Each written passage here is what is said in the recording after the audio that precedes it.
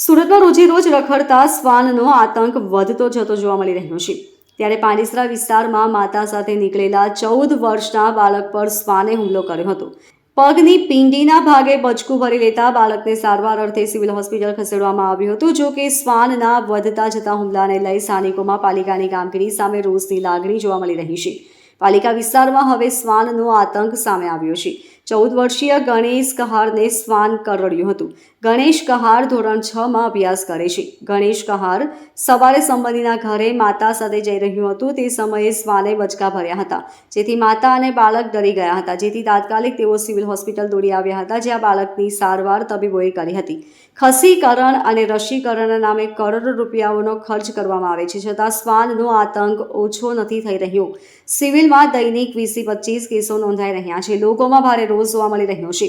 પાલિકા દ્વારા પણ પ્રયત્નો નક્કર કરવામાં આવે તેવી લોકો માંગ કરી રહ્યા છે.